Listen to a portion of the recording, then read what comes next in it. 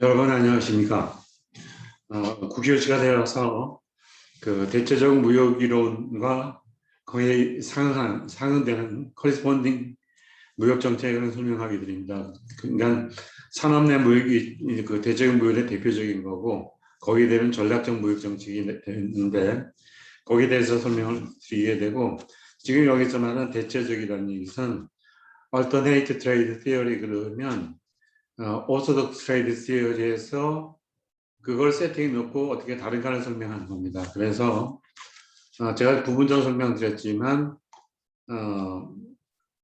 컨벤셔널 트레이드 티어리 그거는 핵쇼린 정리가 대표될 수 있고 그건 쉽게 말하는 요소 부전도 이론이나 요소가 균등화 법칙이다 그렇게 설명을 드렸고 그 가정은 거기서는 시장이 완전 경쟁이고 기술이 동일하다 보고 그걸 전개한 겁니다. 그러면 여기서 대체적 무역 이론은 제2차 세계대전이 끝나고 그 시장의 독점적 경쟁 시장의 비중이 점점 커졌습니다. 그래서 모노폴리스 컴피티션이 커지면서 독점적 경쟁 시장은 어떤 면에는 독점의 성격도 있지만 또 어떤 면에는 그 완전 경쟁 시장도 있다 그런 얘기입니다. 그러니까 완전 경쟁 시장은 진입 장벽이 없는 겁니다.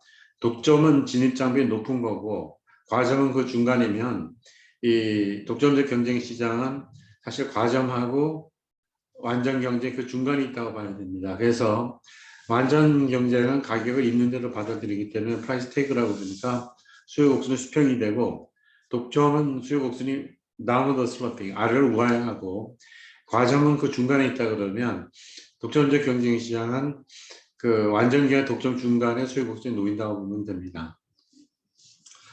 그리고 제가 빨리 말하면서 그 독점적 경쟁 이론을 발전시킨 사람은 미국의 첨벌린이고 첨벌린은 제품 차별화에 대해서 제품 차별화가 중요하다고 그랬고 이거를 전통적으로 그 케임브리지 대학의 로빈슨이 주장한 거는 완전 경쟁과 독점의 중간에 있는 모든 것을 불완전 경쟁 시장이라고 보면 그 3차 가격 차별하고 수요 독점적 착시가 나온다고 하고 간단히 설명을 드렸습니다. 3차 가격 차별은 소비자가 다른 집단에 있으면 그 예민한 가격의 변화에 예민한 사람은 낮은 가격을 부과하고 거기에 둔한 사람은 높은 가격을 부과합니다. 쉽게 얘기하면 100세대가 있는데 10세대는 부자고 나머지 90세대는 가난하다 그러면 그 쉽게 말하면 부자한테는 의료비를 높게 받고 가난한 사람 낮게 받아서 그 가격을 산정하는 거고 혹시 여러분 1차, 2차를 궁금해하면 1차는 변호사라든지 공인회계사 같이 거래 상대방에 대해서 모든 걸 알기 때문에 그 소비자인을 다 가져가는 걸 얘기하고 2차 그 가격 차별은 전기를 쓰면 뭐 1000단위 쓰고 2000단위, 3000단위 쓸 때마다 조금씩 낮춰주면 소비자인가 부분적으로 약해지는 겁니다. 그러면 그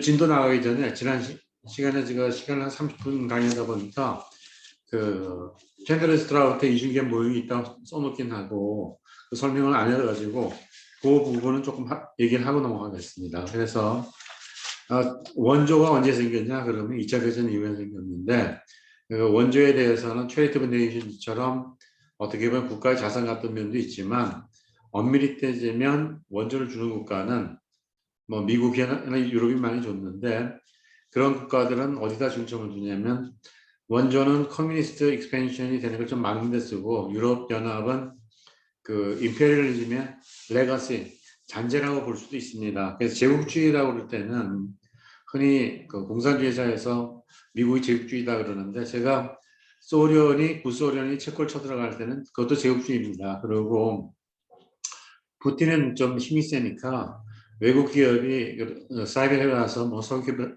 개발하려고 그럴 때 예를 들어서 뭐 환경 기준이 좀 안 맞다든지 안 맞으면 토양법, 소일로를 가지고 쫓아내는 경우도 있습니다. 그래서 그 그러니까 임페리얼리즘은 쉽게 말하면 페어 트레이드가 아닌 경우가 임페리얼리즘이라고 보면 됩니다. 그리고 우리나라 그러니까 최저 관세 가지고 그걸 임포징하는 것도 어떻게 보면 그 임페리얼즘에 속하죠. 그러니까 경제 통합이 규모가 커지면 커질수록 어떻게 돼요?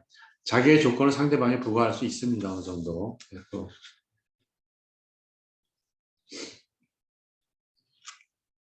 그 고전학파하고 그 고전학파는 축적을 중요시하고 신고전학파는 1870년에 나와서는 균형을 중요시했다 그러고 혹시 여러분이 신고전과 합성, 네오클래시컬 신세시스라는 말을 들으시면 그것은 케인즈 혁명이 나서 고전학파가 틀렸다고 그랬는데 사실 보니까 가격이 경직적이거나 임금이 경직적이건 케인즈 이론이 맞고 그렇지 않은 경우는 고전학파 이론이 그대로 맞다. 그래서 우리가 그걸 얘기할 때는 신고전과 합성 그렇게 얘기를 합니다. 그리고 그거를 이제 시험 문제를 쉽게 낼 때는 케인즈 lost in a theoretical battle, but he won in a Polish war 그렇게 문제를 내면 케인즈는 이론적 전쟁에서 졌지만 정책 전쟁에서 이겼다. 디스커스 그러면 케인즈는 자기 책임을 일반 이론을 붙였음에도 불구하고 실질 잔고 효과가 있어가지고 지출이 증가하면 되면 과소공에서 벗어날 수 있으니까 고전학파도 일반 이론을 할 수 있다 그러고 단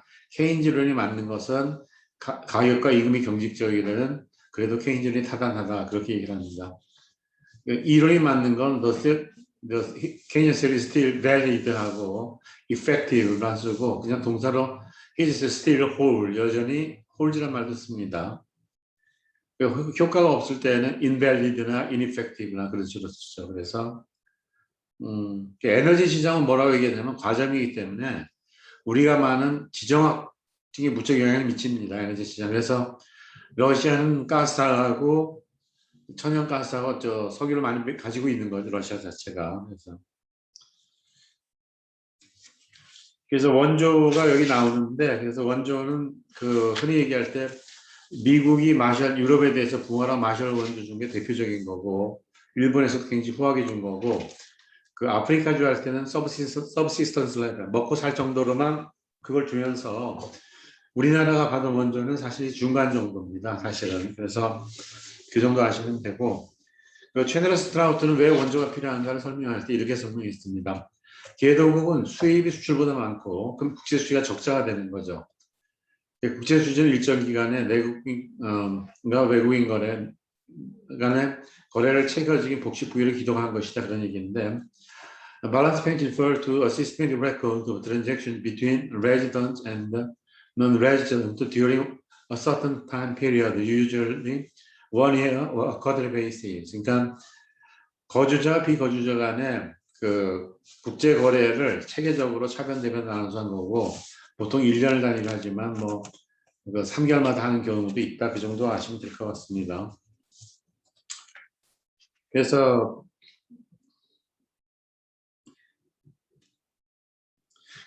이 사람들이 하는 얘기는 2차 대전 후에 개발도상국이 경제 발전하는 건 원조가 절대 필요하다고 주장하는 거고 지난번에 경제 발전을 할 때 뮬다 같은 사람은 원조가 없는 것보다 낫겠지만 썸씽 베터든 낫이지만 그래도 진정한 발전을 이루려면 산업혁명의 후발자이기 때문에 내부적인 그 제도라든지 이게 같이 가야 된다고 주장하는 겁니다. 이중계 모형은 많이 물어봐요 시험 문제. 그래서 이게 거시에도 나오는데 거시는 조금 다릅니다. 그래서 초과 수요가 있어 인플레이션이 생기는데 스웨덴의 한센이라는 사람은 생산 요소뿐만 아니라 재화뿐만 아니라 생산 요소에도 초과 수요가 있어야지 인플레이션이 발생한다 그러고 그것이 쉽게 그 거시에 나오는 이중계 모형입니다. 듀얼 갭 시어링. 그래서 원조를 줄 때는 그 지난번에 GNP, NNP, NIPI, DI 설명할 때 그로스 내셔널 프로덕트 하고 네트 내셔널 프로덕트 할 때는 감가상을 뺀 거고 NI는 분배고 지출은 PI하고 DI로 나눠지는데 흔히 물어보는 것은 이전 지출, 홍수가 났을 때 그거는 GNP에 포함되느냐 그러면 포함되면 이중 계산이 됩니까? 아닙니다. 그럼 어디 포함시키냐 그러면 퍼스널 인컴에 포함시키고 케인즈가 말하는 그 국민 소비는 총체적인 소비는 국민소득에 비례한다 그럴 때 그 국민소득은 disposable income입니다.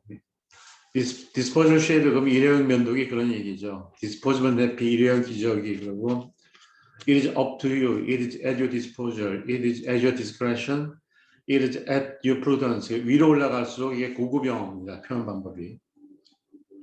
그래서 이게 그런 마셜 플랜 나오고 마셜 플랜을 줄 때 시티은행이 기여를 많이 했다고 그럴 때 자기들이 광고할 때는 우리는 에디슨이 전기를 발명했을 때도 그렇고 유럽을 이렇게 부흥을 할 때도 사실 원전을 많이 줬다 그러고 우리가 말한 월드뱅크 원래 이루면 그러니까 2차 대전 이후에 2차 대전이 왜 발생했는가 따질 때 서로 평가절하를 하기 때문에 평가절하를 못하게 그 어떤 규칙을 전환해서 그 밸런스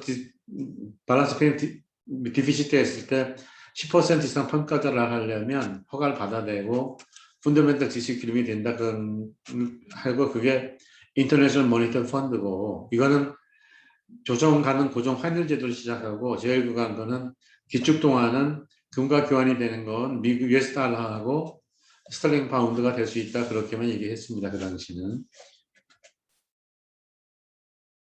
그럼 이제 그 다음 미국 기구는 그 가트가 되는 거죠.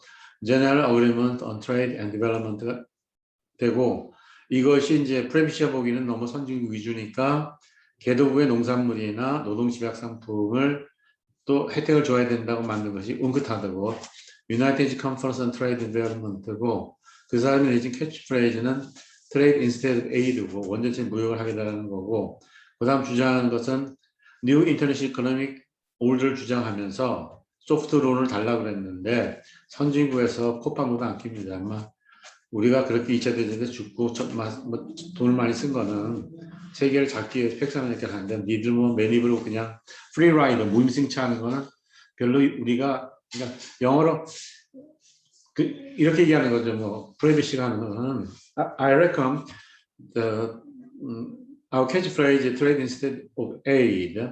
Thus, it may be sensible for you to provide some soft loans, and we're very grateful if you accommodate our proposal 그러면 our modest proposal 그렇게 얘기하는 겁니다. 그럼 선진국에서는 그 앞에서 no 그렇게 flat no는 자동차가 펑크 났어요 flat고 기숙사가 또 flat고 flat no 할 때는 강조죠.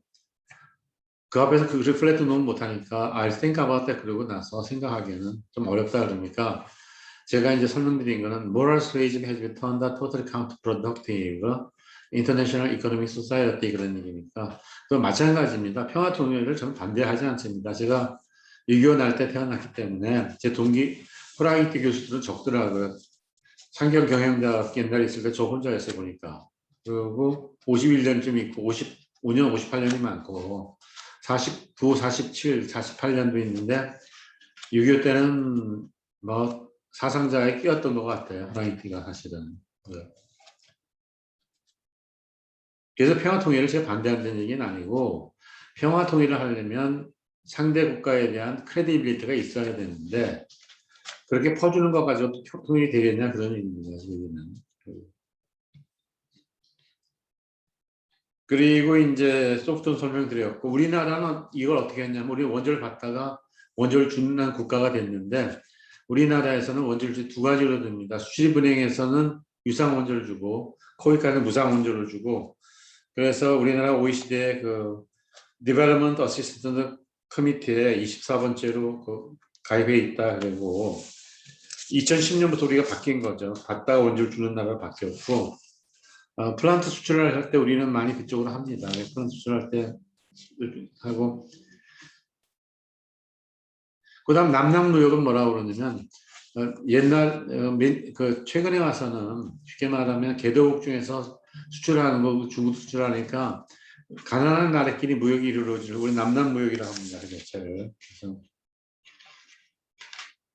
그래서 공적 개발 원조를 Official Development Aid인데 ODA인데 ODA가 중요한 것은 원조를 주면서 문화적인 전달하지만 그 기업이나 국가의 브랜드 이퀴티가 굉장히 그 향상에 굉장히 중요한 역할을 합니다. 그래서 현대자동차가 도요타를 많이 쫓아갔을 때 품질 개선은 굉장히 지수가 올라갔는데 그래도 모자가 떨어지는 것이 브랜드 이퀴티가 떨어졌었죠. 그 당시까지는. 그리고 그런데 많이 자랑하는 것은 혼다 같으면 we are opulent in technology 그러면 걔네들은 연소 비율은 세계 1위다 그런 얘기고 도요타도 뭐 선전할 때 our sports utility vehicle is just versatile 하면 volatile은 변동성이 높은 거고 versatile은 쉽게 말하면 다재다능한 그런 얘기입니다. She is versatile lady. She is very good in piano architecture and good in painting as well. 그러면 그러니까 도요타 그렇게 자동차 스포츠장 광고할 때는 이거는 참 기능도 좋지만 용도도 넓고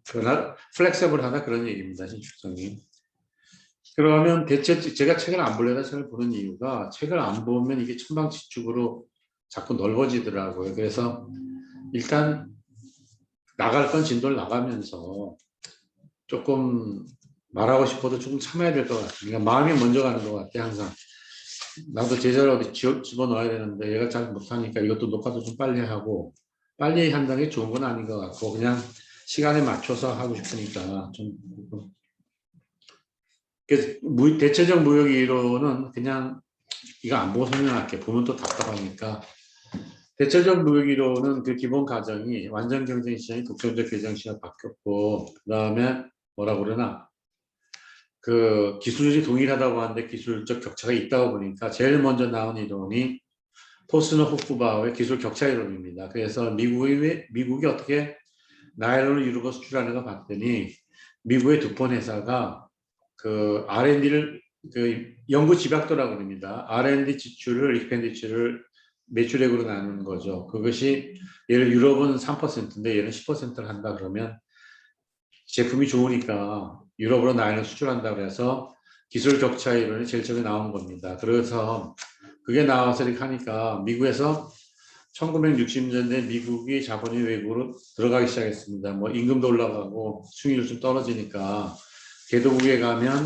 뭐라 그러나 수익을 증가시킬 수 있다고 보고 그 당시에 선진국에서 개도국에 투자할 때는 두 가지를 제일 중요하게 봤습니다. 하나는 political stability죠. 정치가 안정적이 돼야지 투자한 걸 회수할 수 있으니까 뭐 투자했는데 갑자기 자산을 동결시킨다는 지점 골치 아픈 거고 근데 노사 문제가 복잡하면 안 들어가려고 그럽니다. 특히 그래서 레이버 도셀리티 그럽니다. 도사에 그러면 잘 길들여진 그런 뜻입니다. 그래서 미국이 그 해시절 투자하면서 이때 GNP가 GDP로 바뀌게 됩니다. 그러니까 바뀌게 되면서 그 우리가 많이 제품 수명 주기설이 나온 겁니다. 제품 수명 주기설은 어떤 제품이 나와서 없어질 때의 기간인데 그것이 짧은 것은 컴퓨터나 휴대전화가 짧은 거고 제품 수명 주기가 긴 거는 흔히 벌크 커리어 같이 선박에 뭐 몇십 년 가도 그렇게 되는 거죠. 그건 잘 안 바뀌는 거고 제품 수명을 연장하는 방법은 여러 가지 있습니다. 코카콜라 같으면 예를 들어서 맛을 조금 다르게 한다든지 우리나라가 칼라 TV를 만들면 흑백 TV를 개도국에 파는 것은 제품 수명 주기를 연장하는 겁니다. 그래서 미국의 그 워넌하고 웰즈가 뭘 예를 들었냐면 칼라 TV를 예를 들어서 미국이 칼라 TV를 만들어 수출해가지고 기술이 처음에 인트로덕 스테이지 있고 머티리얼도 돼서 스탠다다이즈가 되면 쇠퇴력이 없는데 기술이 표준화되면 기술 우위가 없어지니까 일본이 더 싸게 만드니까 미국은 어떻게 해야 되냐 그러면 두 가지 선택밖에 없죠. 그러니까 two options may be available for the stage to go with such circumstances 그러면 such adverse 불리한하는데 one may be to move shift to the high-end product market by accelerating the R&D expenditure 그러면 R&D 지출 많이 해가지고 마켓으로 가는데 그 시간이 걸립니다. 과학은 실험실에 쓰는 거고 기술은 시장에서 팔리니까 보통 시차가 한 5년 정도 돼요. 그게 그러니까 시간이 걸리니까 그게 어려우면 otherwise죠. The US can invest in Indonesia, whose wage rate much cheaper than those of Japan 그러면 일본보다 임금이 많이 낮은 인도네시아 가서 현지에서 직접 투자를 해가지고 만들어서 미국으로 수입하거나 일본에 팔 수 있다는 게 제품 수명 주기설입니다. 그래서 그 경영학에서 막 열 놓고 가르치는데 그거 틀린 것 같아요. 왜 틀렸냐면 진짜 맞는 거는 테크놀로지 갭 시어리가 맞는 거고 그 제품 수명 주기설은 미국이 자기 입장에서 굉장히 크게 선전을 많이 한 거죠. 그 자체를. 그러니까 가중치를 우리가 저도 그저 뭐 기업의 사회적 책임이나 그 ESG 그 하면 뭐 오늘도 이런 매일경제에서 뭐 누가 이거 뭐 착한 투자 경제학에 착한이라는 말이 없어요. 사실은 경영학 그러니까 돈을 다 벌고 이렇게 도네이션 한다든지 사회적 책임을 좀 불우한 사람을 도와준다든지 그거는 좀 가능한 건데 요새는 순전히 말장난하는 것 같더라고요. 말장난하면서도 지구 온난화 같은 건 이게 어떤 면에서 토탈리테리아니즘 같은 것도 있다고 보입니다. 그러니까 궁금은 한데 저도 모르겠어요. 그 분석 툴이 없으니까. 다만 제가 연구했을 때 그 공대 교수들이나 많이 들은 건 지구는 어차피 냉각기로 가는데 일시적으로 지구 온난화가 일어나는 게 아닌가 그렇게 하는 겁니다. 그래서 그 뒤에 있는 이론적 배경은 모르겠어요. 예를 들어서 전 미국 대통령은 트럼프는 지구 온난화 그에서 탈퇴한 이유가 그 나름대로 있을 겁니다. 그 사람은 미국이 기존의 그 석유라든지 이런 걸 개발하는 국익에 도움이 된다 해서 러스트벨트라고 그러죠. 그 중부의 그 녹슨 공장에 이런 걸 살리려고 그렇게 주장한 거고 바이든은 거기 다시 가입해가지고 미국도 이걸 하겠다고 그러는데 뭐 그쪽으로 가는 방향이라고만 알고 있습니다. 지금 이제 그래서 제가 한 부분을 영어로 말씀드리면 Von and Weld simply added, augmented the concept of product life cycle and the foreign direct investment to the original version of technical gap theory introduced by Posner and Hufbauer. 이걸 그대로 얘기하면 그 하버드 경영대학원에 보는 거는 별로 한 게 없다. 좀 너무 요란하다 그런 얘기입니다. 그래서 그들이 한 건 뭐냐? 그 포스너 후프바우가 만든 기술 격차 이론에다 두 가지 개념을 추가했을 뿐인데 어그멘팅이다. 하나는 원래 있던 제품 수용 주기설이다 그런 얘기예요. 제품 수용 주기설이 옛날부터 있었습니다. 그리고 해외 직접 투자는 공장을 짓고 돌리는 건데 그것도 뭐 그린필드는 다 사서 하는 거고 M&A는 공장 사서 하는 건데 간접 투자는 뭐냐면 금융수단에서 주식이나 뭐 채권을 사는데 대응되는 개념은 해외 직접 투자를 많이 얘기합니다. 이렇게. 그래서 대체적 무역 이론은 그 다음 나온 이론이 뭐냐? 그게 산업내 무역입니다. 그래서 산업내 무역을 처음 발견한 사람은 린다가 유럽이 왜 지들이 자동차를 다 다른 거 수출하느냐?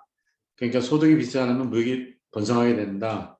Trade right among similar income bracket 그래서 이거는 아담 스미의 절대 생산 비설이나 리카르드의 비교 생산 비설이나 아니면 해큐린 정리가 반대되는 거다. 거기는 부자 나라, 가난한 나라, 공산품, 농산품 이런 공업인데 같은 산업이 무역이 이루어진다. 그래서 산업 그러니까 그 옛날에 컨벤셔널한 건 인터 인더스트리 트레이드고 이건 인트라 인더스트리 트레이드입니다. 그다음에 이제 그루벨과 로이즈가 분석을 해보니까 사람의 소득이 높아지면 제품 차별에 대한 욕구가 많아진다 그런 얘기입니다.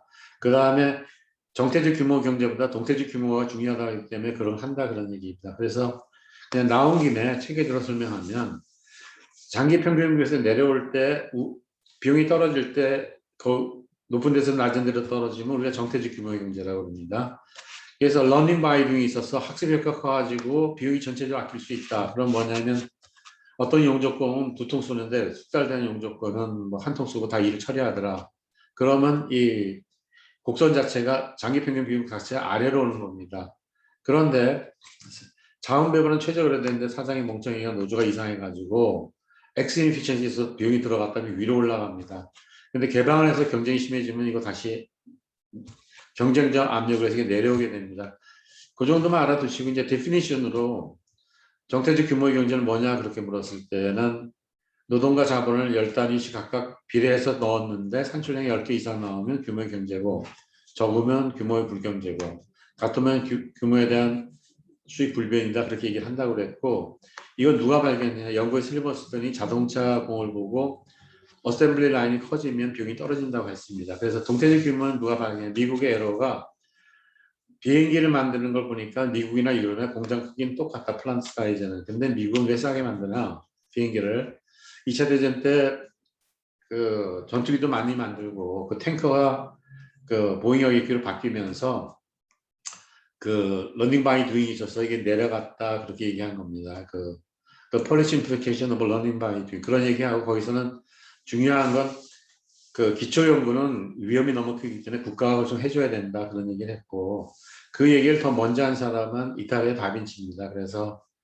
그 뭐라 그러나 플러스 외부 효과를 얻으려면 연구단지 같은 걸 만들어야 된다 그렇게 하고 그래서 전문가의 교환을 하자는 것이 볼로냐 프로세스입니다. 볼로냐는 스파게티가 아니고 볼로냐에서 이제 교육제도나 이렇게 그걸 한 거고 뭐 이왕 나은 게 얘기하면 유럽이 미국에 비해서 지식기술 단속에 뒤떨어지니까 이걸 쫓아가자고 한 것이 리스본 전략입니다. 리스본 전략은 그 격차를 줄이는 걸 영어로 브리징 더 갭 그런 식으로 하죠. 그걸 얘기하다가 그게 이쯤 쓰면 잘 알으니까 유럽 2020을 만들어 가지고 제일 앞에 내는 거는 그린 그로스를 제일 앞에다 내걸고 그 다음에 저거죠. 테크놀 이노베이션 제일 앞에 있고 그린 그로스가 두 번째고 세 번째가 인클루시브 그로스가 됩니다. 그래서 우리나라에서는 포용적 성장도 그런 의미인데 거기서 말하는 포용적 성장은 사회 약자를 따로 나가지고 이렇게 뭐 도와주는 걸 하고 우리나라 포용적 성장은 조금 잘 모르겠어요. 그러니까 균형 성장이나 균형 지역 개발도 이렇게 가만히 보면 있는 사람 뺏었다 없는 사람 나눠주고 몇 표 들어오나 계산하는 것 같고 그러니까 이게 조금 장기적인 안무가 없는 것 같습니다. 일단 그러니까 저는 제일 걱정하는 것이 앞이 나아진다는 사람의 희망이 있습니다. 저는 지금 굉장히 어렵게 지내는 편인데 여러 가지로 그래서 제가 과거에 지냈을 때 비하면 뭐 오펜바의 천국과 지옥의 서곡같이 천국에 있다가 지옥에 떨어진 적도 있는 것 같고 그런데 이제 거기 자신이 있는 거는 내가 어렵게 살았는데 내가 선택한 길이다. 그럼 이제 이것을 극복 못하면 나뿐만 아니라 가족이 어려워질 수도 있고 그리고 뭐 그 실크로드 꿈을 실현하고 싶은데 그러려면 우리가 경제력이 있어야 되니까 좀 문제도 찾고 해결 방안도 모색해보자 그렇게 하는 거고 그러다 보면 또 이제 조금 잘 숙달이 되면 글도 쓰면서 조금 학문적으로도 기여를 할 수 있지 않을까 희망사항이죠. 희망사항이고 우리나라 지금 정체가 하향 편준화로 가고 있습니다. 그래서 그게 참 문제가 하향 편준화하게 되면 발전 자체가 그레이트 립 포워드가 대약진이 아니고 뭐라 그러나 퇴행성이라고 봐야죠. 그 자체를. 그러니까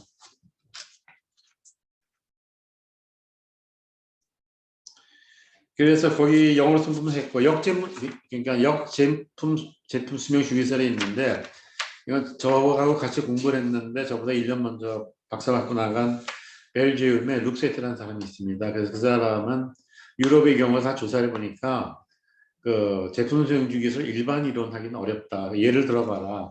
일본의 전자산업은 늦게 시작했지만 미국을 따라잡지 않았냐. 그게 립프로깅이라고 그럽니다. 그래서 일본의 코지마라는 경제학자는 히로시 베아의 굉장히 유명한 사람입니다. 그분이 이런 얘기를 한 거죠. 일본은 해외 직접적을 굉장히 잘한다. 미국은 시장만 찾아서 이윤을 추구하는데 일본은 거시경제로 보면 산업구조가 일본이 잘 안 맞으면 면방적을 우리나라와 한국에 갔다가 대만 가서 이렇게 쭉 가니까 플라잉 키스 날아가는 기록의 모이라고 그랬습니다. 그래서 자기들은 자랑했는데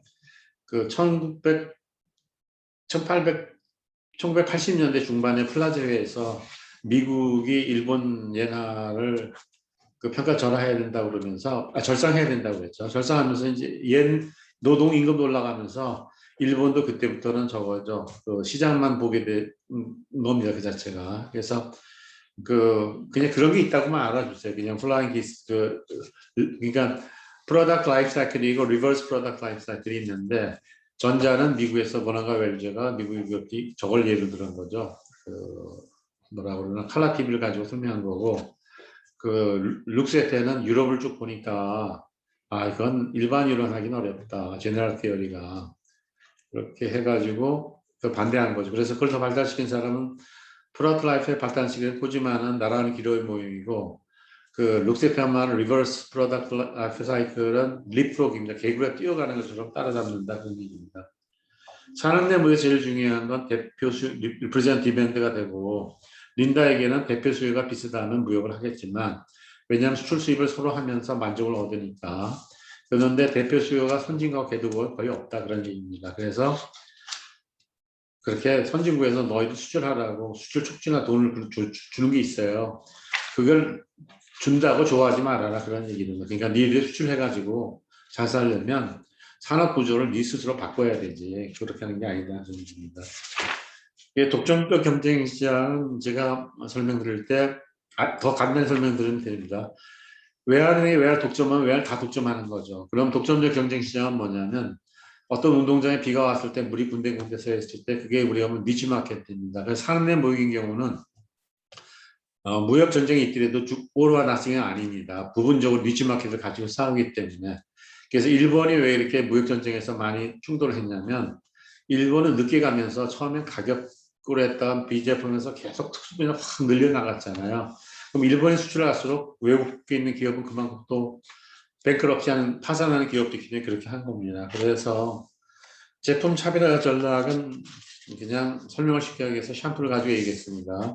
보통 샴푸가 7,000원인데 어떤 나이 든 사람이 로망스 그래 해가지고 좀 뭐 활발하게 살고 싶고 어떤 여자가 그 사람 비듬이 많아서 좀 사람 만족하고 어떤 여자는 프로틴 컨테인트 샴푸가 있어가지고 머리가 빛나면 유기가 그러면 좋다고 생각해서 10,000원에 내놓으면 그 사람들은 추가적으로 3,000원을 주고 자기가 비듬이 없어지거나 머리가 빛나서 잘 됐다 그러면 그 돈을 주니까 그 제품을 개발하고 기업가는 어떻게 하느냐 이 시장 조사를 해가지고 기술을 보고 그 기술을 가지고 파이낸스를 살펴보니까 수요는 증가하는데 500억 증가하고 R&D와 마케팅은 100억이다. 100억이면 200억이니까 300억 벌 수 있으니까 그 제품을 만들게 됩니다. 그래서 비용 편익 분석을 제가 왜 설명을 하냐면 그걸 좀 알아두는 게 편합니다. 그래서 최적 관세도 저는 비용 편익 분석 설명해 버리는 한 겁니다. 더 편하게 해서.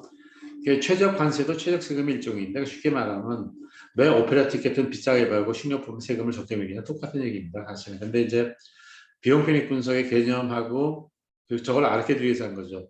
유치산업본이 나쁘다고 말들이 막 하면서 모든 그 보호무역주의는 다 틀렸다. 맞는 게 유일하게 있다면 유치산업 보호론이다. 그렇게 한 거고 그때 공격대서는 하겐입니다. 하겐이 유치산업을 보호해야 된다고 그러니까 그럼에도 불구하고 가장 좋은 건 보조금이다. 이런 식으로 나간 거고 그 다음에 제가 이제 그 최저 관세를 설명할 때는 미디의 삼각형을 따르면 무역을 할수록 사회무차는 원점에서 멀어지니까 후생이 증가한다. 그럼 벡터가 반대이기 때문에 보호장벽을 쌓으면 후생이 감소할 수밖에 없는데 여기 유일한 여유가 있다면 그 최저 관세다. 그러고 최저 관세를 저는 비용편 분액에서 자정 손실을 비용으로 보면 저거를 보는 거죠. 교육 조건의 개선을 뭐로 보느냐 그거를 그 베네피트로 보고 비용편 분석을 해드린 겁니다. 그러니까 그 저의 의도는 그런 거예요. 여러분이 조금 들어서 잘 안 잡히면 바로 앞에서 보고 평면적으로 생각하지 말고 다른 각도에서 문제를 보면서 그걸 하나씩 올려가도록 하는 게 중요합니다. 그래서 그 미시경제학도 그냥 뭐는 뭐다 이렇게 가르치는 것보다 경영학적 요소를 집어넣든지 아니면 보물의 책할지 실제로 작업할 수 있게 보는 게 중요합니다. 또 길어지겠네 얘기가 좀. 그 제품 차별화는 능력은 굉장히 중요합니다. 그래서 정태적 동태주의 그 그림 가지고 설명했습니다. 그러면 간혹가다 범위 경제가 뭐냐 그렇게 물어보면 아주 간단히 설명하겠습니다. 반트럭을 자동차를 만드는 회사가 있는데 반트럭 회사를 따로 만드는 것보다 같이 만들게 되면 그게 범위 경제에서 좋다 그런 얘기입니다. 뭐 좋게 되면 어떤 교수님이 연구를 많이 했는데 그 연구 결과를 강의를 할 수 있으면 거기 범위 경제가 있다 그런 식으로 얘기를 합니다.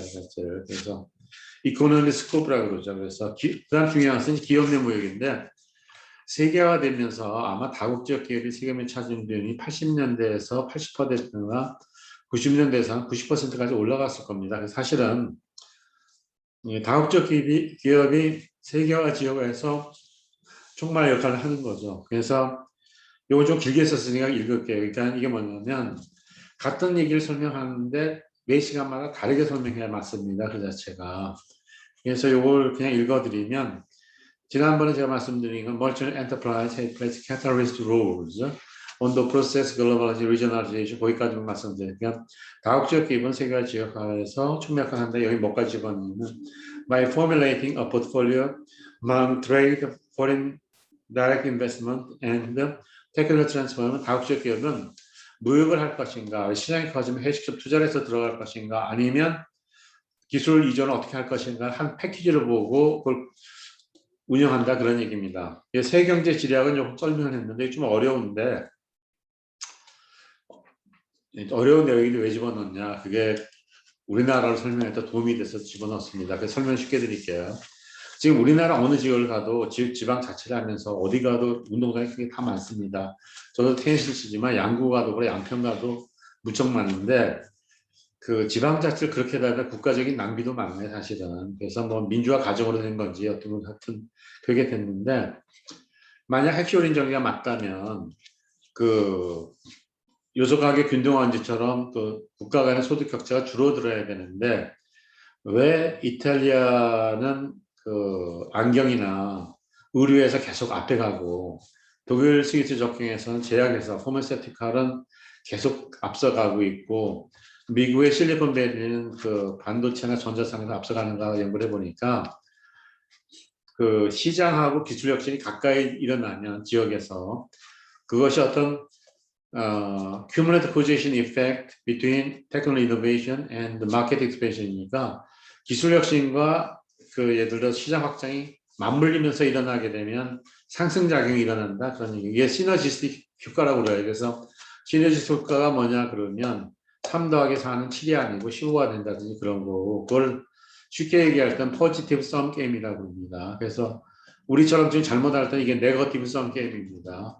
그리고 제로섬 게임은 그게 차이가 그대로 있는 거죠, 그 자체가. 그래서 세경제시리학은 그 처음 만든 사람이 허쉬만하고 뮬달만이 꼽습니다, 그 자체를. 그래서 이건 쉽게 말하면 everybody can be the winner regarding their initial comparative advantage입니다. Provided that if they are fully making use of the cumulative causation effect between technical innovation and the market expansion. 아주 쉽게 말씀드리면 지금 방금 말씀드린 그 기술 혁신과 시장 확장이 동시에 일어나면서 그러니까 옛날에 그 균형 성장 이론은 그 외부 효과를 뭐라고 봤냐면 사회 간접 자본을 만들어줘서 뭐 항구를 만들고 도로를 만들면 비용이 떨어진다고 봤는데 요새 최근에 와서는 그거보다는 어떤 스파셜 팩터, 그 공간이 제한 어떤 데 몰려 있을 때는 굉장히 시너지스틱 효과가 난다. 그거를 보여주기 위해서 세경제지리학이 나왔고 요건 굉장히 관심 있는 분야인데 실증 분석이 어려워서 저도 하다가 좀 그만뒀습니다. 근데 이론을 모형을 만드는데 자료가 나오면 그게 잘 안 잡히더라고요, 그 자체가. 그래서 요걸 이제 경영학에서, 경제학부터 얘기해요. 이거는 경제학에서는 인더스트리얼 어글로메이션 그럽니다. 뭐 화학단지 이렇게 하는 거고 요걸 경영학에서는 클러스터즈라고 그러죠. 클러스터즈 그러면 이제 이탈리아 같으면 작은 면박지 모여 있는데 얘네들이 어떻게 하냐면 그 뉴욕에서 안경이나 팔리면 서플라이 체인 매니지먼트 로직 와서 이게 했다 그러면 카스터머 릴레이션 매니지먼트에서 그걸 받아가지고 제품을 만들어서 가니까 피드백이 되는데 요거 쉽게 말하는 쌍방 독점입니다. 그러니까 독점은 완전히 가격이 높고 수요 독점 가격이 낮죠. 설명드린 것 같이. 그럼 왜 그러냐 물어보면 수요 곡선이 내려오고 MR이 내려오는데 MR하고 MC 만나서 야간을 결정하니까 독점은 가격이 높을 수밖에 없고 수요 독점은 아까 지난번 말씀드린 것처럼 섬이 있는데 땅이 배런하고 폴타일이 반대죠. 폴타일은 기름진 거고 이가 유로 바뀌면 폴타일 그러면 뭐 무능한 안 되는 헛수고 그런 뜻입니다. 그리고 농사도 못 짓고 푸나잇에서 어업도 못 하는데 구리공단은 이제 노동자를 자기가 사서 그 구입해서 구리를 만들면 완전 경쟁보다 임금은 떨어지고 수요량은 떨어지는 거죠. 만약 노동조합이 인사이드에서 완전히 노동조합을 잡았다 그러면 거기서 쌍방독점입니다. 근데 쌍방독점이 얘기된 것은 자동차 생산이 모듈 생산이 되면서 뭐 비슷해요. 미국의 그런 델파이 이런 것이 만들면서 자동차 진짜 만성차 만드는 거는 그 모듈 갖다 붙이기만 하면 되기 때문에 쌍방 독점이 된 겁니다. 그러니까 저쪽에서 공급을 잡은 건 미국의 빅3죠. 제너럴 모터즈, 크라이슬러, 그리고 저거죠. 뭐가 크라이슬러, 뭐 포드 그렇게 되는 거고. 포드는 미국에서 많이 얘기되는 게 그 저걸 만들었죠. 티카를 만들어서 많이 팔았죠. 그때 팔았고 독일은 그 자동차 마켓 한 거는 정부가 한 겁니다. 폭스바겐 같은 거를 만들어 가지고 그 러시아를 쳐들어가려면 아무래도 엔진이 뒤에 있어야 되고 그렇게 된 겁니다. 그래서 그 기술 발전이 전쟁할 때는 얼마나 중요한가 봤더니 자동차 공업이 발달하는 애가 전쟁에서 이기더라고요. 자동차 공업이 더 발달하면 이제 저게 다 항공산업이 되는데 자동차 공장이 안 들어가면 한국이 만든 회사 사장을 거기다 내려놓더라. 그 이유가 그런 논리가 뭐 비슷하냐면 축구 시합 하는데 조금만 하면 뭐 농구 코치를 거기다 집어넣는다든지 그런 거 비슷한 것 같습니다. 자체는. 그래서 저도 편하게 얘기했는데 시간이 좀 지나가는 거죠. 그러니 이거 전략적 무역 정책 설명을 드려요. 전략적 무역 정책은 이게 그 게임이랑 비슷하게 부가가치 그런 데서 집중적으로 밀어주는 식 경제 발전에 도움이 된다 얘기를 하니까 전략 그러니까 상대방을 그러니까 미국 같으면 영상 산업 서비스 산업으로 강하죠. 그래서 요새 무역 분쟁 나는 것은 디지털 트레이드에서 무역 분쟁이 많이 납니다. 미국은 그냥 소프트웨어를 팔고 싶어 하고 유럽에서는 아니다. 이거는 공정거래법 위반되니까 좀 우리가 규제해야 된다 그러면서 하고 전략적 기업 정책은 제가 간단히 설명했습니다. 이것도 게임 이론까지 가야 되는데 그렇게 설명하기 조금 쉽지는 않더라고요 지금 현재. 그래서 하고 정치경제적 무역 정책은 옛날에 농업 같은 건 다 정치경제입니다. 일본도 농업을 보호한 것이 농민의 생활이 어느 정도 유지돼야지 하니까 하고 미국도 사실 그러니까 저도 이제 워싱턴 가서 놀란 게 미국 농무소의 건물이 무지하게 크더라고요. 두폰 그 기념탑도 크지만 의회 가서 본 거는 저거죠. 미국이 돈 벌어들이는 건 몇 개 산업에 제한되어 있다. 영상산업, 제약, 환경 이런 데 굉장히 발달했지만 나머지는 그냥 대부분 수입해서 쓴 거죠. 그 자체를 쓴 거고. 그래서 이제 미국이 트윈 디피시트 문제에서 벗어나기 위해서 머리를 한참 생각해 보니까 그때는 미리테이 명상이 아니고 미리테이는 철학적인 명상이고 뭐 펜시브무드는 사교가 잡혔는데 그 사람들이 이제 컨템플레이션이라는 말 씁니다. 그 해보니까 세계 어느 나라보다 금융 서비스라든지 예를 들어서 농업은 따라할 나라가 없으니까 그걸 개방하자고 우루과이 라운드에 발전시키면서 그게 뭐가 됐냐면 WTO가 된 겁니다. 갖다 합쳐가지고 그러면 케네디 라운드는 미국이 뭐 펄프는 2%, 쇠고기는 3% 이렇게 낮추자는 거를 앞으로 10년 전 모든 품목을 30%에서 10% 낮추자니까 미국 제품이 많이 팔렸고 그 당시 미국 대통령이 케네디 라운드인데 케네디 라운드가 20세기 항해줄이라고 그랬죠. 옛날에 영국의 크로메 호국경이 영국 상품 아닌 걸 실어가면 바다에 격침시켰잖아요. 그런 식으로 한 거죠. 그래서 옛날 영국을 보면 그 커머셜 플리트하고 네이벌 플리트랑 같이 가더라고요. 그러니까 세계에서 장사를 하려면 해군이 있어야 되는 거죠. 일본도 그래서 해군을 강하게 한 거고 미국도 그렇고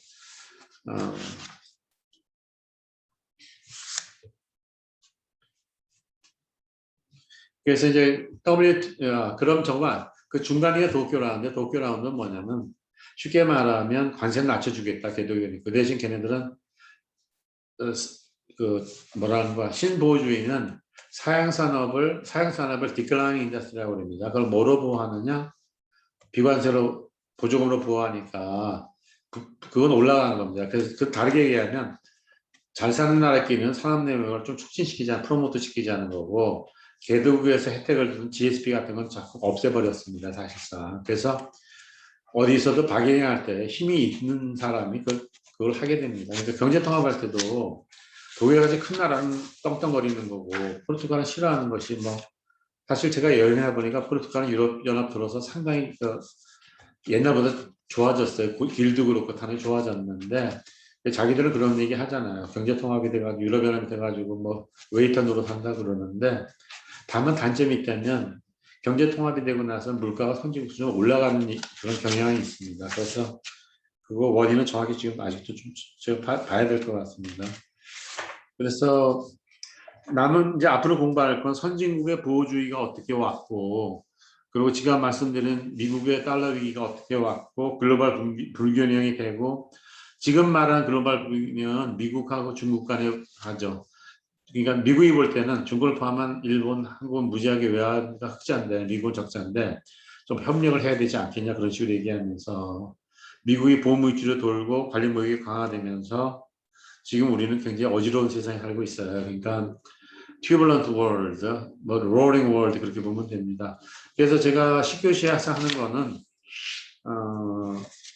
선진국의 보호무역주의가 설명하려면 브레튼 우즈는 자유무역 체제를 만들기 위해서 만든 게 뭐냐 IMF랑 가트를 대표적으로 만든 거고 추가적으로 월드뱅크를 왜 만들었냐 제3세계가 제3세계가 제2세계 될까봐 좀 원조를 주면서 경제 발전을 많이 도운 겁니다. 그래서 늘 얘기하지만 냉전이 무너지고 나서는 이걸 상업 베이스로 바꾸는 겁니다. 그래서 마이크로 파이낸스를 엄밀히 따지면 원조 주던 게 싫으니까 그 금융회사가 장사하게 프로젝트 파이낸스 바꾼 겁니다. 프로젝트 파이낸스가 뭐냐 그러면 어떤 고속도로 놓을 때, 뭐 민자일전 놓을 때 처음 계획에서 끝까지 그 자체에서 자금을 조달해가지고 메이크 보스 엔진 미트를 하는 겁니다. 그래서 우리나라 천안 논산 고속도로는 돈이 많이 남았죠. 그리고 지금 분당 가는 전철도 처음에는 그게 안 된다 하다가 굉장히 잘 되는 것 같아요. 분당선 자체가. 분당선이 아니죠. 뭐 빠르게 하는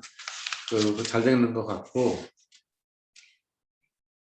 그래서 철강사 자동차 산업의 경쟁 우위나 그런 것 좀 설명하는 게 있고, 그리고 거기 설명하게 되면 전략적 무역 정책과 정치 경제학 무역 정책이 다시 나오게 됩니다. 거기에. 그래서 미국이 왜 보호주의를 선택했는데 미국이 참 재미난 나라가 워낙 커가지고 몬로 독트린도 마찬가지입니다. 어느 때 가서 자기가 보호주의에 좋다면 또 보호를 확 돌았어요. 걔네들은. 그러니까 우리가 그 정도는 알고 있어야 됩니다. 그래서 걔네들은 TPP 만들 때 이제 일본도 하고 했는데 복잡하니까 거기서 나와버렸잖아요. 그리고 나프타도 뭐 나왔다가 이름을 다르게 해가지고 멕시코 설득하고 뭐 잘 회유한 거죠. 또 카나다 들여가지고 그렇게 하는 겁니다. 그 자체를. 그래서 그러니까 자유무역과 보유무역은 답이 없어요. 제가 보기에는 자유무역의 기조는 쉽게 말하면 가격 기구를 믿으니까 프라이스 메커니즘이고 뭐 레세페로 그런데 보호무역은 어떤 의미에서 시장 실패를 믿으니까 이렇게 하는 거 뭐라 그러나 어떤 시장 실패하느냐 그럼 보호무역 수입 대책 공업을 하고 포트리스 유럽 그런 식으로 가는 거고 그리고 센을 설명할 때 그걸 빼먹었더라고 제가 센이 저 개인적으로 볼 땐 딕시트가 더 학문적 기여가 크다고 봅니다. 그래서 저는 뭐 오래 계실 때 그분이 우리 가르쳤어요. 그래서 참 대단한 학자예요. 그분은 대단한 학자고 우리가만 독점적 경쟁시장에 처음 쉽게 말씀드리면 독점적 경쟁시장을 수학적으로 설명이 불가능했는데 그걸 가능하게 만든 사람이 딕시트하고 스티글리츠입니다. 그래서 그 사람이 만들고 그게 이제 더 발달해서는 지금 완전히 미시경제학으로 그걸 만들어가도 굉장히 발달한 거죠. 지금 현재는. 그래서 이렇게 하시면 될 것 같습니다. 그때 이제 센한테 뭘 얘기했냐면 글로벌라이제이션이 너무 빨리 되면 이게 제가 그랬잖아요. 소셜 언레스트가 소셜 어피블러 같다 소셜 톨모일 가능성이 있으니까 우리가 잘 살기 위해서는 가난한 사람도 좀 부자를 만들어야 된다. We have to make the poor richer in order to make ourselves richer라는 겁니다. 이 문장은 제가 지은 겁니다. 왜냐하면 가르쳐 줄 때 딱딱 명확하게 들어가는 게 좋을 것 같아서 자발적 모형에는 다 마찬가지입니다. 뭐 가르칠 건 많은데 시간은 제한돼 있고 하면 함축적으로 만들 필요가 있어서 그렇습니다. 그래서 이게 지금 무역정전 총력전이에요. 뭐 전쟁 나면 총력전과 마찬가지로 바이올 민주는 모든 걸 다 동원시키는 겁니다. 그래서 선진국의 보호무역주의와 국제경제기구를 같이 설명해 버렸습니다. 저는. 그리고 이거 설명하면서 산업별로 철강산업이 어떻고 철강산업 그러니까 미국이 제일 먼저 무너진 게 섬유산업부터 무너지면서 쭉 나간 거죠. 그래서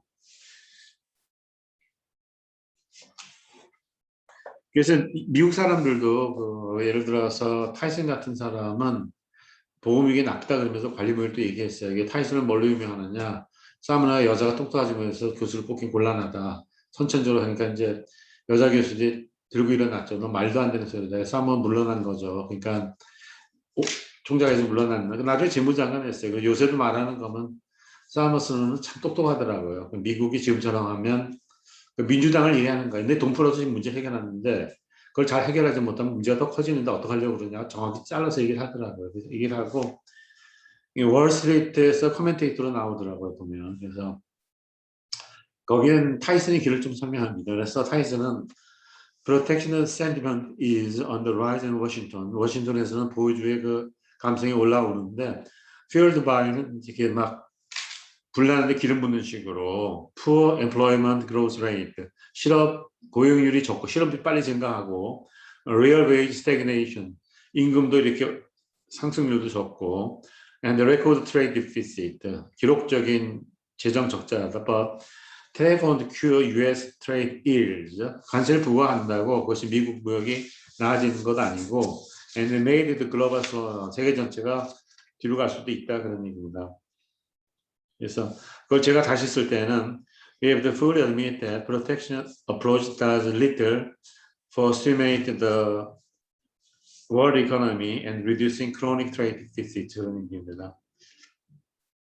그 좋은 거를 제가 몇 개 인용했는데 그냥 보세요. 그거는 그래서 보고 그러니까 미국이 이제 문제가 되는 것이 공장이 다 이전하니까 미국이 디인더스트리얼라이제션으로 간 겁니다. 사실은. 그래서 제일 심한 게 중부의 그 햇빛이 비치는 그쪽이 러스트뱅크가 되니까 트럼프는 아메리칸 퍼스트 구호가 먹혀 들어간 거죠. 그래서 지금 바이든이 하는데 뭐 저는 어떤 정치가 해서 좋다 나쁘다는 말은 뭐 잘 안 합니다. 그럼 저 정치 해본 적도 없고. 근데 이제 그러니까 중국에 대해서는 미국은 경쟁 관계 있을 수밖에 없어요. 그러니까 팩트로만 하면 미국은 계속 유지하려고 그러고 쉽게 말하면 미국은 브레튼 우드 시리즈를 그대로 유지하려고 그러고 중국은 이걸 어떻게 해서 자기 영역을 좀 넓히게 하니까 뭐 기축통화에 SDR을 집어넣자든지 그걸 많이 하는 거죠. 그 얘기를. 그래서 그 여기 어려운 게 금융시장까지 분석을 안 했습니다. 금융시장까지 분석하면 거시경제도 딱 깊이 좀 알게 되고 국제금융 따라 하는데 보통 복잡한 문제가 아니어서 국제금융에 난 기본적인 얘기는 해드릴 겁니다. 뭐 환율이 어떻고 명목 실질 환율이 어떻고 이렇게 해주는데 그건 진도 나가면서 하는 거고 그럼 10교시에는 우리가 어디를 가느냐 선진국의 보호무역주의가 어떤 내용이 있고 국제경제기구가 어떻게 바뀌어가는가가 이렇게 인터로킹 맞붙어 있기 때문에 10조에 그것을 설명하게 됩니다. 그러면 여기까지 마치면 우리가 지역주의와 통상법에 대해서 설명하게 되고 그 마지막에서는 세계화 지역에서 우리가 어떻게 해야 되는데 그쪽은 너무 어려워가지고 아니 저는 아는데 가르치기가 참 어렵더라고요. 그 자체를. 그러니까 이론적으로 가르치긴 쉬운데 실제 일어날 때 왜 현실에서 이게 이렇게 어떤 때는 문제가 발생하느냐 그렇게 물어보면 쉬운 문제는 아니죠. 그 자체가. 그래서 그 컨틴전트만 얘기하고 마칠게요. 컨틴전시가 원래는 그 모랄 해저드 같으면 이 사람이 술 먹으면 차를 내팽개 쳤는데 애인과 헤어져서도 차를 내팽개 줄 수 있으니까 그런 일이 발생하는 것은 컨틴전트 라이빌리티입니다. 이 컨틴전트 라이빌리티가 미국 국고에도 포함되지 않는 겁니다. 그러니까 부채가 안 잡히는 건데 누가 디폴트하면 국가 부채도 잡히는 겁니다. 그러면 역선택을 할 때는 쌓이는 순간에 자기가 속은 거죠. 그래서 상황 적합이론은 경영학의 행정에서 먼저 나왔어요. 상황이 바뀌는 거에 따라서 목표나 방법이 바뀌어야 된다고 하니까 포트 유럽제가 보면 환경이 바뀌면 전략이 바뀌면 그 조직이 바뀌어야 된다 그런 식으로 들어가는 겁니다. 그 자체를. 그래서 컨틴전스 티어리는 그 고전학파나 통화론자 같이 어떤 목표를 정하면 꼭 그쪽으로 가야 된다. 그것이 이제 타임 컨시스턴시라고 그럽니다. 일정하게 가야지 확실하게 그러니까 그 가격기구는 작동하는데 가격기관 사진 전체 조건은 화폐 공급과 수요의 괴리가 없어야 되는데 화폐 수요는 소득에 비례하니까 화폐 공급을 국민소득에 맞춰주는 게 준칙입니다. 그러니까 아주 쉽게 얘기하면 케인즈학파는 환자가 오면 정상 체력이 100이 1000인데 이게 300이면 700만큼 페니실린 줘서 한 방에 딱 맞춰주는데 통화론자가 야 참 웃기지 마라 그러면 부작용이 더 커지고 인플레이션이 되니까 투자를 투기를 한다 그런 식으로 얘기하는 거거든요. 그럼 여기에서 이제 문제가 되는 거는 저런 게 문제가 되는 거 준칙을 해가지고 하는데 요새같이 이렇게 외부 충격이 많고 경제가 불안정할 때는 뉴 케인전처럼 그 상황이 바뀌면 상황 적합 맞춰서 가야 되니까 다이나믹 컨시스턴스 중요하지 않냐 그러니까 시간적으로는 타임 인컨시스턴트가 되는 거죠. 그래서 그 여러분이 물으면 이렇게 말씀드릴게요.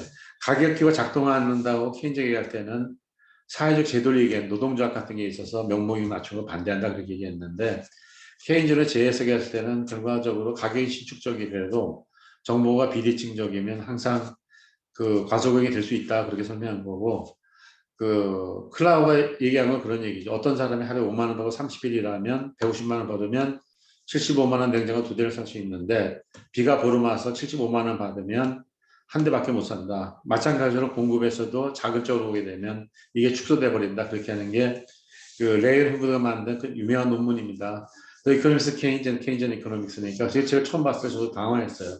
케인즈 혁명이 있는데 케인즈 경제는 또 뭐냐 그랬더니 그 사람 얘기는 케인즈가 말을 많이 했지만 자기도 모르고 샬라탄이다. 사람을 이렇게 끌기 위해서 하는 얘기고 다른 게 하나 있다면 일반 교령에서 왈라시 엉션이만 빼놓으면 마찬가지다. 그래서 설명한 겁니다. 그래서 제가 워릭에 있을 때 가르칠 때 케인즈 혁명을 먼저 안 가르치고 일반 교령을 쭉 가르치고 나서 여기서 우리가 왈라시 엉션이 없으면 템포럴 이퀄리브리움을 가고 그다음 딱 설명을 하더라고 보니까.